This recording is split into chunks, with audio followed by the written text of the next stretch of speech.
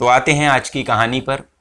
आज की इस कहानी में आपको जो बताने वाले हैं उसे सुनकर शायद आप भी यकीन नहीं कर पाएंगे, लेकिन उससे पहले हम आपको बता दें, जो लड़कियां होती हैं, जो महिलाएं होती हैं, उनके अंदर एक ऐसी शक्ति होती है कि वो सामने वाले के अंदर की दिल की बात जान लेती हैं। आपने ये बात नोट की होगी, चाहे कोई उनके सामने अपना इजहार करे या ना करे, वो उसकी नीयत को जान लेती हैं, उसके इरादों को पहचान लेती हैं, उसे भाप लेती हैं। उन्हें पता होता है कि कब उन्हें कौन कैसे देख रहा है, कैसे छू रहा है। और देखिए, जैसे कि हमने आपको अपनी हर वीडियो में बताया है गुड टच और बैड टच के बारे में, जिसका जिक्र हर घरों में, हर स्कूलों में बच्चों को बताने के लिए किया जाता है, ताकि बच्चों को पता रहे और वो ये समझ सकें उनके साथ कब और किस वक्त गलत हो रहा है और उन्हें कब अपने लिए आवाज़ उठानी है।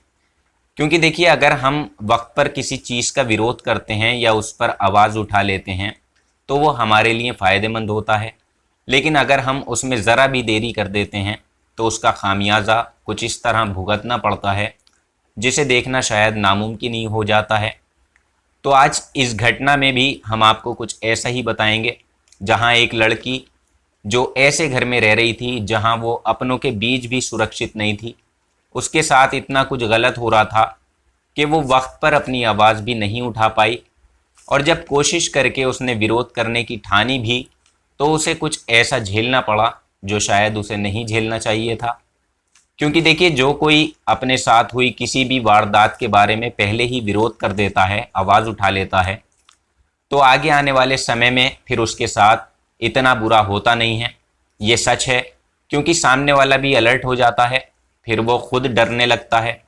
और यही बताने के लिए आज हम आपको इस वीडियो में ऐसी कहानी सुनाएंगे जिससे आप ये जानेंगे कि यदि आप कोई ऐसी स्थिति आप पर आती है और उस समय आप किसी बुराई का विरोध नहीं कर पाए, तो समझ लीजिएगा आपके साथ अब यहीं से बुरे वक्त की शुरुआत हो चुकी है, और वो आपके साथ कब तक होता रहेगा उसके बारे में आपको पता ही नहीं चल पाएगा।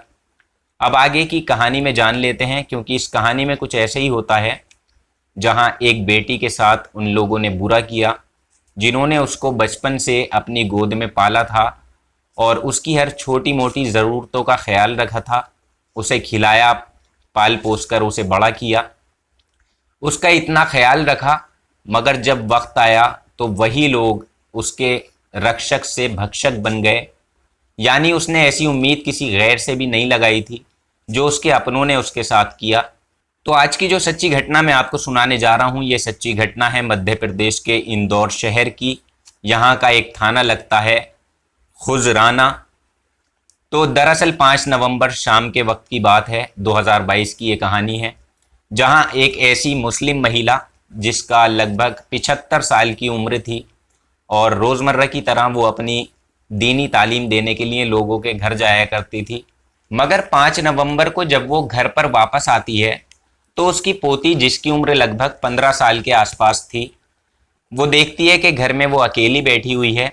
उसकी पोती रो रही थी, उसके पेट में ज़ोर का दर्द हो रहा था और उस दर्द से वो इतना करहा रही थी कि जैसे उसकी जान निकल रही हो। उसे देखकर जब दादी ने पूछा कि बेटा सलमा, क्या हुआ है, तुम इतना क्यों रो रही हो, तो सलमा रोते हुए बोलती है कि दादी, मेरे पेट में बहुत तेज़ दर्द हो रहा है। ये सुनकर दादी उसको एक टैबलेट दे देती है दर्द की, जिससे उसे दर्द में राहत मिल सके। लेकिन लड़की को पेट में इतना तेज़ दर्द था कि गोली खाने के बाद भी उसे आराम नहीं मिलता, जबकि दादी ने हर पुराना नुस्खा भी आजमाया। यानी किसी बीमारी में या दर्द में हमारे दादा दादी या बुज़ुर्ग कुछ ऐसे नुस्खे बताते हैं तो दर्द एकदम गायब हो जाता है। और यही सोचकर जब सलमा की दादी ने कुछ ऐसे ही देसी उपाय करे, तब भी उसकी बेटी को आराम नहीं आया और बस वो ज़ोर ज़ोर से रोती ही रही।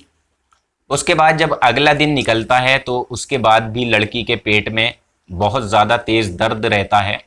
हालांकि रात तो उसकी जैसे तैसे कट जाती है, थोड़ी बहुत तसल्ली उसे मिल जाती है, लेकिन अगले दिन फिर से दर्द की तेज़ शुरुआत होती है। तो बच्ची अब सहन नहीं कर पाती और सुबह के 9 या 9:30 बजे के आसपास वो बुज़ुर्ग महिला, जब हद बहुत ज़्यादा बढ़ जाती है और दर्द तेज़ रहता है, अपनी पोती को लेकर सीधा डॉक्टर के पास जाती है और डॉक्टर से जाकर कहती है कि कल शाम से इस बच्ची के पेट में बहुत ज़्यादा तेज़ दर्द हो रहा है और मैंने कुछ ऐसी दवाइयाँ भी दी, काफ़ी कुछ करने की कोशिश की, मगर इससे इसको राहत नहीं मिल पाई, दर्द को ज़रा से भी आराम नहीं आया। तो इस पर डॉक्टर ने सलाह दी कि आपको किसी महिला डॉक्टर के पास जाना चाहिए, क्योंकि इसका बेहतर इलाज वही कर सकती है। और उन्होंने ये इसलिए कहा क्योंकि वो डॉक्टर समझ चुका था उसकी हालत को देखकर कि उस बच्चे को कोई मामूली पेट दर्द की शिकायत नहीं है, बल्कि किसी और चीज़ की शिकायत है। और जैसे ही उसकी दादी सलमा को लेकर महिला डॉक्टर के पास जाती है, तो वो महिला डॉक्टर उसे देखते ही पहचान जाती है कि ये जो 15 साल की लड़की है प्रेग्नेंट है, गर्भवती है, और यही वजह है कि उसके बार बार पेट में दर्द हो रहा है। यानी कि वो लड़की प्रेग्नेंट थी, गर्भवती थी। लेकिन डॉक्टर जब देखती है तो डॉक्टर के भी होश उड़ जाते हैं कि जिस बच्ची की अभी शादी नहीं हुई है, जिसको अभी ऐसा कुछ पता ही नहीं है, तो आखिरकार वो प्रेग्नेंट कैसे हो गई, डॉक्टर की समझ में कुछ नहीं आता। और जब वो उसकी दादी से कहती है कि दादी आपकी पोती गर्भवती हो गई है, इसलिए उसके पेट में तेज़ दर्द है, और जब दादी सुनती है तो उनके भी होश उड़ जाते हैं और वो रोने लगती हैं, बिलबिलाने लगती हैं कि आखिरकार ये सब कैसे हो गया। उनको अपनी आंखों पर यकीन नहीं आता। लेकिन जैसे ही वो डॉक्टर से चेकअप कराकर उसको घर पर लेकर पहुंचती हैं, तो घर ले जाकर उससे बड़ी शांति से, प्यार से वो पूछती हैं, बेटा ये सब कैसे हुआ, तुम्हारे साथ क्या हुआ, कुछ तो मुझे बताओ। और तब एकदम कुछ नहीं बोलती वो, मानो जैसे वो डरी हुई थी। अगर कोई उससे कुछ बोल भी रहा था, उसे समझ नहीं आ रहा था कि एक जिंदा लाश की तरह वो बस चुपचाप बैठी हुई थी, खामोश थी, हर बात पर बस हाँ या ना का जवाब वो दे रही थी। लेकिन उसके जो सोचने समझने की शक्तियाँ थीं वो कहीं ना कहीं ख़त्म हो चुकी थीं, क्योंकि उसके अंदर ऐसे ख़तरनाक डर और बेचैनी ने अपना कब्ज़ा कर लिया था कि वो कुछ भी कहने और सुनने के लायक नहीं बची। और यही सब सोचकर जब दादी ने फिर बड़े प्यार से पूछा, वो कहती हैं मुझे बिना डरे सब कुछ बता दो। तब पोती ने अपना मुंह खोला, बड़ी मुश्किलों से एक एक बात अपनी दादी को बताई। तो उसे सुनकर दादी के भी पैरों तले ज़मीन खिसक जाती है। वो भी सोचने पर मजबूर हो जाती हैं कि क्या वाकई ये सच हो सकता है। और बस इसी सच को सुनने के बाद दादी ने सीधा फैसला लिया पुलिस स्टेशन जाने का, और वो सीधी पहुंच गई खुजराना थाने में, जहां के थाना इंचार्ज दिनेश वर्मा मौजूद होते हैं। तो दादी और पोती दोनों रोते हुए, गिड़गिड़ाते हुए अपनी आप बीती बताते हैं। तो वहाँ का जो इंस्पेक्टर होता है दिनेश वर्मा, वो भी सुनकर हैरान रह जाता है, परेशान हो जाता है। दरअसल कहानी कुछ यहाँ से इस तरह से शुरू होती है कि वो लड़की जो केवल 15 साल की है, जिसका नाम सलमा है, उसकी माँ दरअसल अब से 10 साल पहले मर चुकी थी। अचानक किसी हादसे में उनकी मौत हो गई थी। तो अब सिर्फ उनके घर में 3 सदस्य रहते थे, जिसमें से एक उसकी दादी और वो पोती और उसका पिता। क्योंकि घर की हालत बहुत ज़्यादा अच्छी नहीं थी, तो साथ में उनके घर एक किराएदार भी रहता था।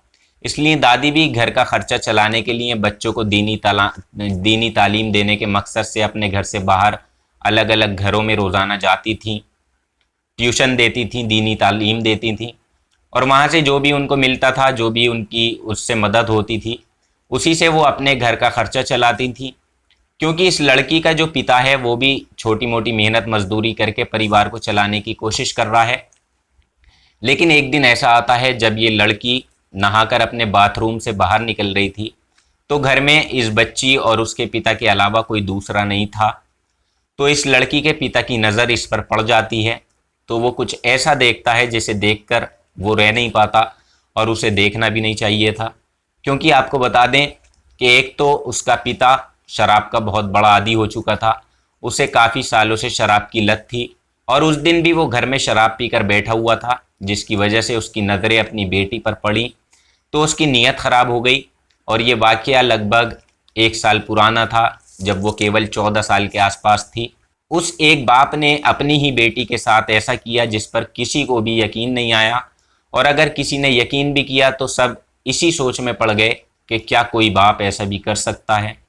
उसको ऐसा नहीं करना चाहिए था, क्योंकि इस बात की इजाज़त ना तो समाज देता है और ना ही इंसानियत देती है। जबकि वो एक बेटी जो अब अपनी माँ के बाद सब कुछ अपनी दादी और अपने पिता को ही मानती थी, इन दोनों के बीच में रह रही थी, तो वहीं इन दोनों में से उसका सिर्फ एक ही सगा इंसान उसके लिए सबसे खतरनाक साबित हुआ, और वो था उसका खुद का बाप। तो जब ठीक 5 नवंबर के दिन उसके पिता ने उस पर गंदी नज़र डाली, तो उस वक्त बच्ची कुछ नहीं कर पाई और कुछ रोक टोक नहीं कर पाई। और ये पहली बार नहीं था, कई बार उसका पिता उसके साथ कुछ ऐसा गंदा काम और घिनौना काम कर चुका था जिस पर वो कोई भी विरोध नहीं कर पाई, क्योंकि उसको इतना डराया गया, इतना धमकाया गया कि अगर तुमने ये बात किसी को बताई तो तुम्हारे लिए अच्छा नहीं होगा। और इसी डर की वजह से बच्ची ने किसी को कुछ नहीं बताया, और उसकी ये चुप्पी उसके लिए कब इतनी बड़ी सज़ा बन गई उसे पता ही नहीं चला।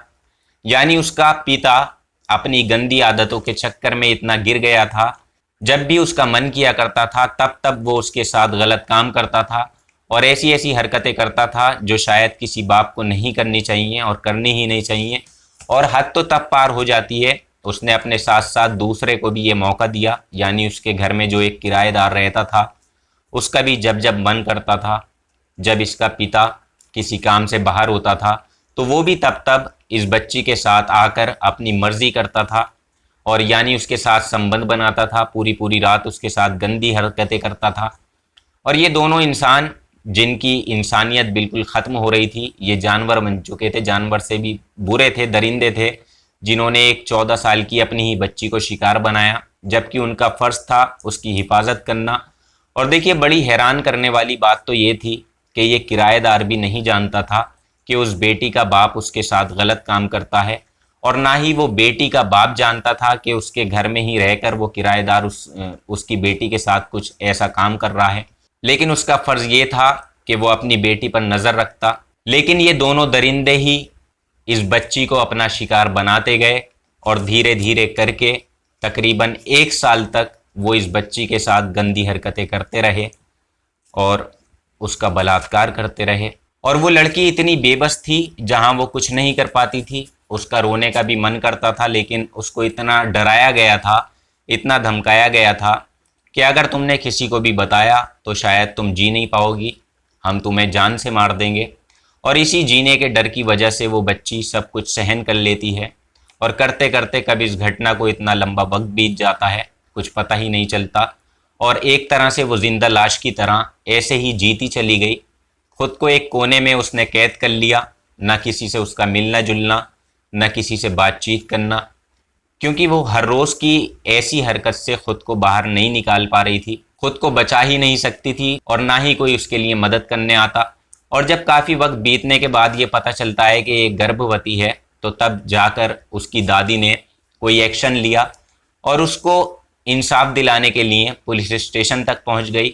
और देखिए, जब ये सारी कहानी पुलिस को बताई गई तो पुलिस ने तुरंत उन दोनों के विरुद्ध संबंधित धाराओं में मुकदमा दर्ज किया, और 6 नवंबर को ही दोनों आरोपियों को हिरासत में लेकर जेल भेज दिया गया। अब ये दोनों दरिंदे सलाखों के पीछे हैं।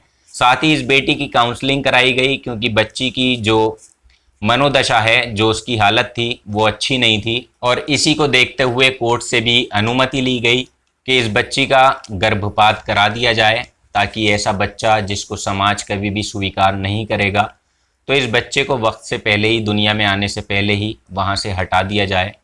तो ये थी दोस्तों एक ऐसी बेटी की कहानी जिसे सुनकर शायद आपके भी रोंगटे खड़े हुए होंगे, और आप भी सोचने पर मजबूर हो गए होंगे कि क्या वाकई ऐसा हो सकता है, जहाँ लोग हमें पालते हैं और पाल पोस कर इतना बड़ा करते हैं, हमारा ख्याल रखते हैं, क्या वो कभी हमारे साथ ऐसी हरकत कर सकते हैं।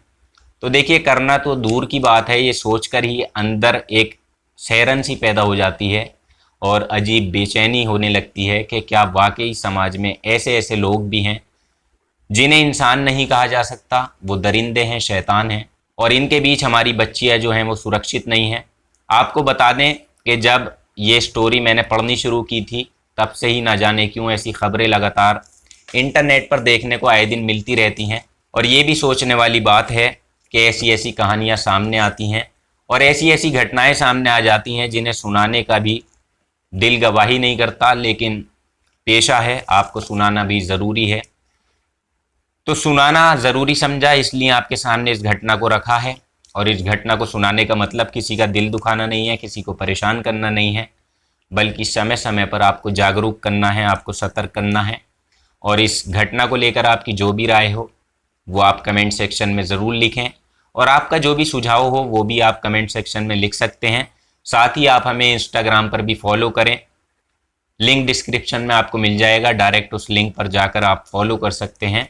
और आज की कहानी में किसी का कोई नाम नहीं लिया है, लेकिन कल के एपिसोड में आप सबके नाम लिए जाएंगे, और जिन जिन लोगों ने कमेंट बॉक्स में अपना नाम और अपने शहर का नाम लिखा था उन सभी लोगों के नाम लिए जाएंगे। और इस वीडियो के भी कमेंट में आप अपना नाम ज़रूर लिखें, ताकि आपका नाम भी कमेंट सेक्शन में पढ़कर अगली कहानी में लिया जा सके। तो दोस्तों, आज कहानी में इतना ही। कल आपसे फिर मुलाकात होगी किसी नई सच्ची घटना में। तब तक आप अपना ख्याल रखें, अपनों का ख्याल रखें, और याद रखें कि आप में और क्राइम में सिर्फ इतनी दूरी है कि आप कितना सतर्क हैं। तो सुरक्षित रहिएगा, सावधान रहिएगा, सतर्क रहिएगा। जय हिंद, वंदे मातरम।